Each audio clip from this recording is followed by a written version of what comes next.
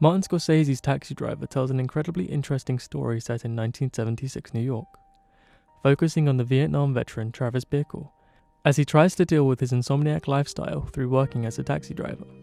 I think the most famous quote of the film sums this up quite well, as Travis says, "You talking to me? You talking to me? You talking to me? Well, then who the hell else are you talking? You talking to me? Well, I'm the only one here." He suggests that he's alone in the fight, arguing with himself in the mirror as the only one in the conversation.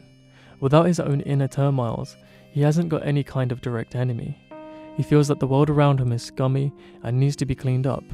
But he's the one going to porn theaters, drinks, and owns guns. He's contradictory, and how he threatens himself in the mirror shows the self-destructive nature of Travis Bickle.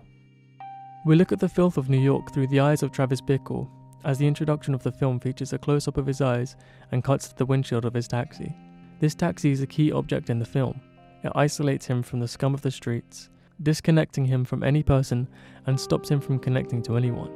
Even when he picks up people, there's a glass window that keeps him separated from his passengers. Loneliness is one of the main themes that this film looks at. This is one of the catalysts that causes his mental breakdown towards the end of the film. The lack of friends that he has to talk to makes it so he can only confide in himself. Throughout the entire film, we hear a voiceover of Travis writing in his diary his thoughts. In a way, we only know his intentions and plans because he has no one else to talk to and dictates his own thoughts to himself. Travis believes in doing something with his life and not being selfish. Of course, we find at the end of the film he decides to take action upon something he had already said earlier. All the animals come out at night. Whores, skunk pussies, buggers, queens, fairies, dopers, junkies. Sick, venal. Someday a real rain will come and wash all this scum off the streets. He tries to talk to his co-worker, Wizard, about the thoughts that he's having about his life, and how he has ambition, but no kind of plan. Wizard responds with incomprehensible advice that doesn't directly help Travis, and so leaves him with his own thoughts. Just want to go out and like really do something. Taxi life, you mean? Travis himself doesn't entirely know what he wants to do. He contradicts himself with the pursuit of exercise, but also has a terrible diet of sugar, drinking and smoking. He dislikes the nightlife that is New York City with the scummy people around, but chooses to directly involve himself in escorting these people around the city.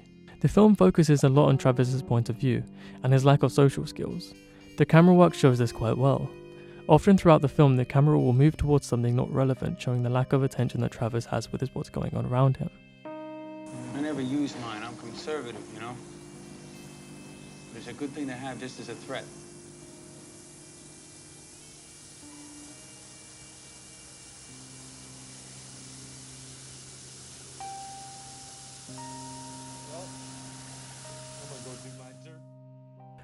Throughout the entire film, Travis allows events to happen that reassure him that his views on the city are correct, letting Sport take Iris from his cab, talking to a man about murdering his wife, and even shooting an armed robber.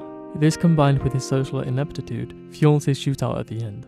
I hope you all enjoyed this analysis. If you could leave a rating, then I'd really appreciate it. You can subscribe to see more videos every week. My name is James Hayes, and thank you for watching.